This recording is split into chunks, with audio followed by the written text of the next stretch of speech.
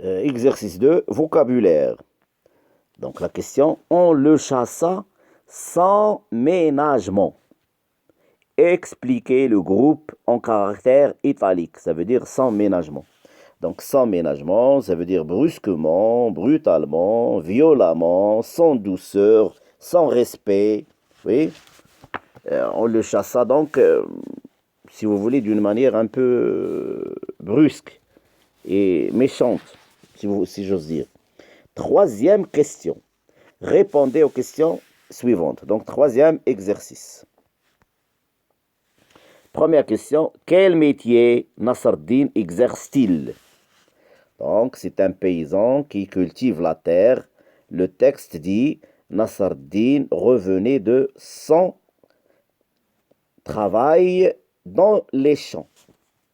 Deuxième question.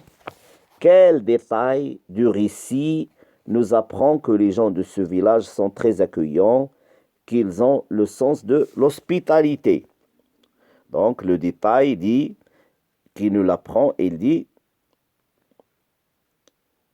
oui, c'est le commentaire de Noël, chez nous, oui, donc dans la première page, chez nous, quand il y a une fête, oui, tout le monde peut y participer. Nos maisons sont toujours ouvertes à tous.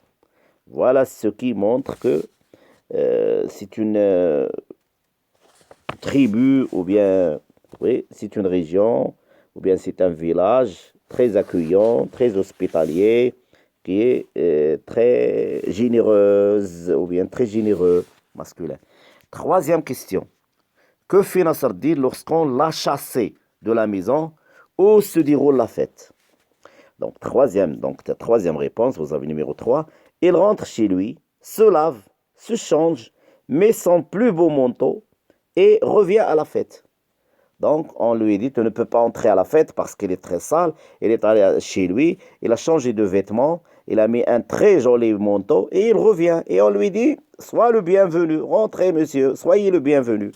Il est rentré. 4. Quelle est la morale de ce récit? Oui, donc il y a une morale dans le récit.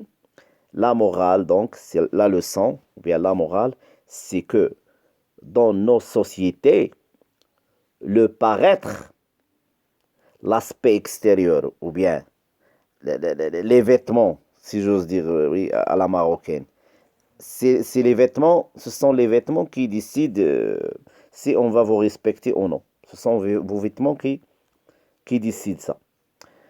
L'aspect extérieur, donc, est essentiel chez nous, comme ne le dit pas le proverbe. L'habit fait le moine. L'habit fait le moine. Oui, ça veut dire ce sont les apparences qui sont utilisées pour porter un jugement sur un homme. Oui, bien que les apparences sont parfois trompeuses, comme on dit. Donc voilà donc la correction. Oui, j'espère qu'il vous a apporté beaucoup de compréhension et beaucoup d'explications et beaucoup de profit aussi.